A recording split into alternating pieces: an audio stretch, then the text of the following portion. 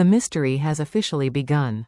Days of Our Lives just dropped one of its most explosive twists yet, and now, 12 suspects stand under the spotlight in the attempted murder of E.J. DiMera. So who pulled the trigger? Was it a calculated move, a crime of passion, or something even darker? In this video, we're diving deep into each suspect's possible motive, the twisted history they share with E.J., and the reason any one of them could have pulled that trigger. And trust us, the more you dig, the more sinister it gets.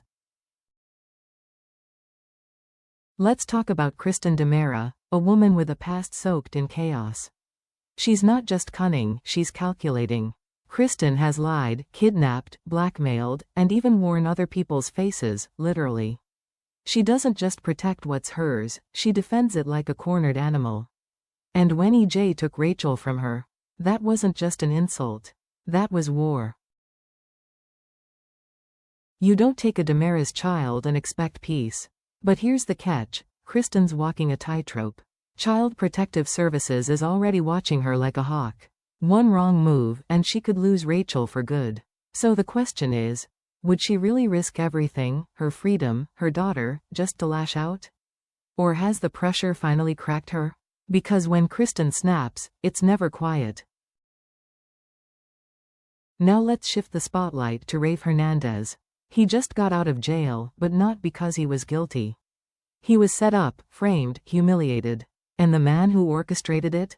E.J. DiMera. While E.J.'s sipping scotch in a mansion, Rafe's been picking up the pieces of a life that nearly got destroyed. His badge? Stained. His name? Dragged. His relationship? Over. If revenge is a dish best served cold, Rafe's been chilling this one for a while. He's got motive, he's got rage, and more than that, he's got nothing left to lose.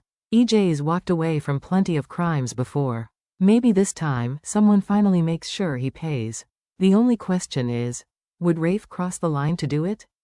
Because justice is one thing, but revenge? That's personal. Now let's turn to Jada Hunter, a cop caught in the crossfire, both professionally and personally. E.J.'s tampering with Rafe's case didn't just put her job on the line, it put her integrity under fire. And as everything unraveled, her personal life took a direct hit too. Sean Brady's betrayal cut deep. Trust? Gone. Stability? Gone. And now, the one person who ever made her feel grounded, Rafe, is slipping away. She's scared, not just of losing him, but of what comes next if she does.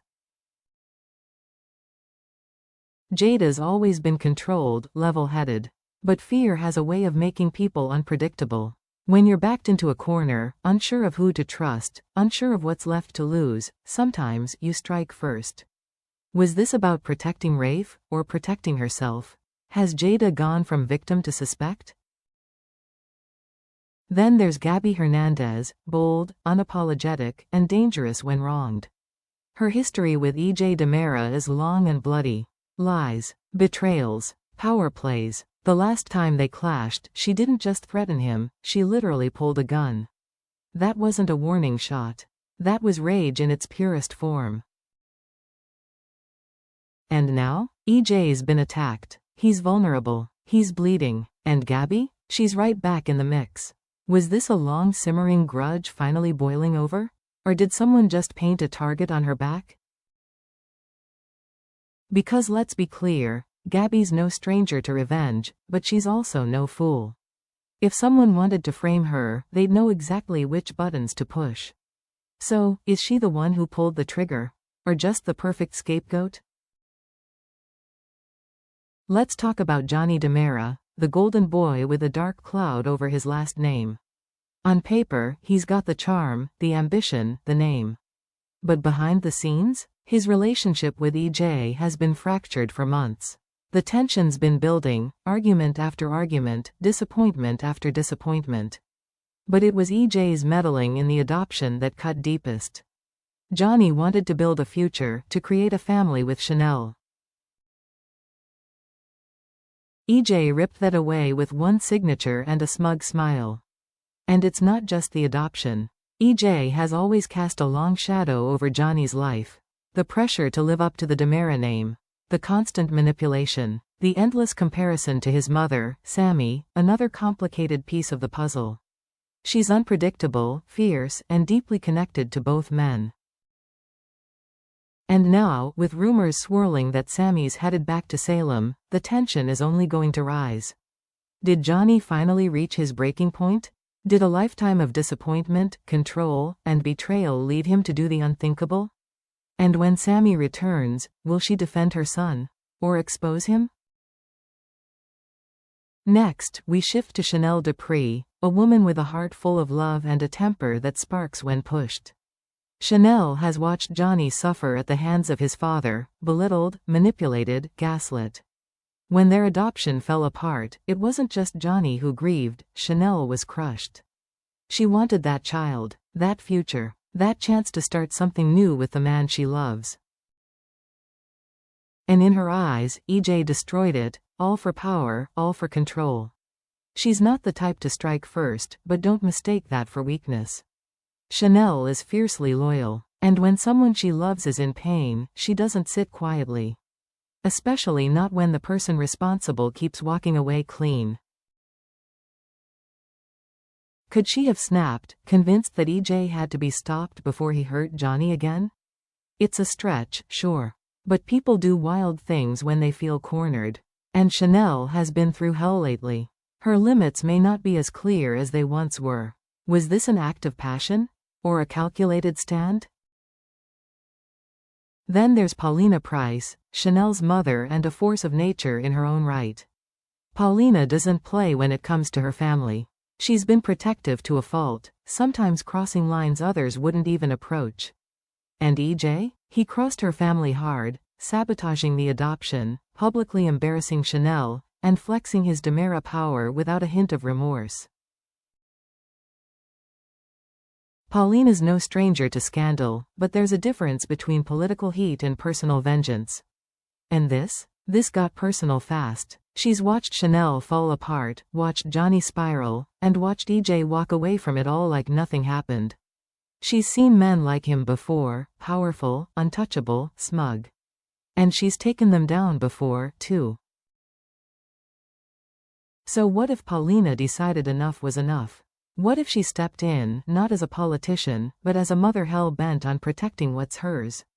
Did she confront EJ? Did it escalate? And if it did, how far would she go to keep her family safe?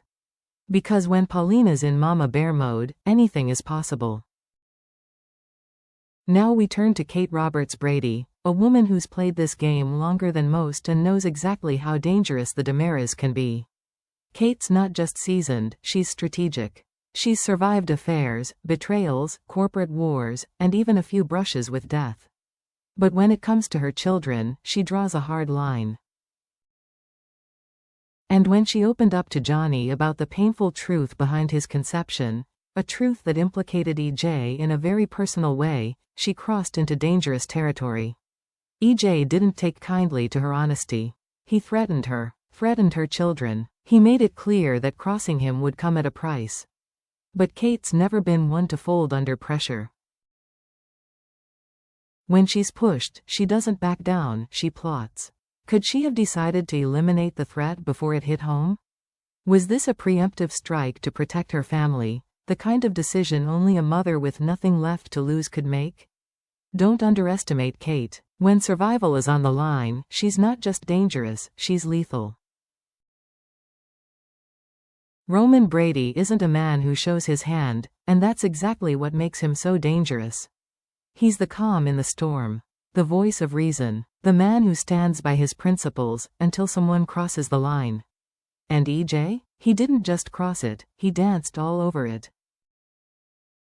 Over the years, Roman has watched EJ manipulate, destroy, and traumatize people he cares deeply about. Marlena, Belle, Sammy, Kate, even his own brother, Eric. Roman's not impulsive. He doesn't rage or lash out. But when he decides someone's a threat to the people he loves, he acts. Quietly, precisely.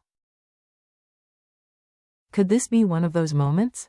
A long game finally reaching its end? Or is Roman just a convenient distraction, a red herring in a case full of louder suspects? Either way, if Roman was involved, no one would see it coming.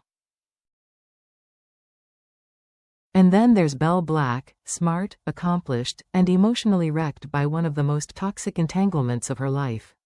Her relationship with EJ wasn't just an affair. It was manipulation wrapped in attraction, coated in shame. He played on her insecurities, seduced her at her weakest, and humiliated her in the aftermath. Publicly, repeatedly. To the world, Belle looks composed, a polished lawyer, a loyal daughter. But beneath the surface, she's unraveling. The guilt, the anger, the self-loathing, and the knowledge that she let someone like EJ get inside her head, and her heart, haunts her. People crack under less. So what if this wasn't just about revenge? What if it was about freedom? Cutting the cord, taking back control, making sure EJ could never hold anything over her again. Could Belle have snapped in one final, irreversible moment? Was the bullet her way of ending a chapter she couldn't close any other way? Sean has had it with EJ. After watching him ruin Belle's life and throw Jada's into chaos, Sean might feel like justice won't come through the courts. Could he have taken the law into his own hands? Would this be revenge, or a final stand? Finally, Ava. She didn't fire the shot, but she had the gun. A weapon lent to her by none other than Melinda Trask, a character not currently on the radar, but suspiciously silent. Ava may have tried to ditch the weapon, but in Salem, nothing ever disappears for long. Is Ava hiding something, or is this just a diversion from the real threat? 12 suspects, 12 motives, and a growing list of secrets, lies, and cover-ups. But here's the twist, the shooter might not be any of them. Days of Our Lives is known for its misdirection, and there's a strong chance a 13th suspect will emerge, someone we never saw coming. The only thing we know for sure? EJ survives, but the damage, physical, emotional, psychological, will ripple through Salem for weeks to come. So stay tuned, because in Days of Our Lives, truth isn't just twisted, it's dangerous. And sometimes, the most innocent-looking person has the deadliest aim.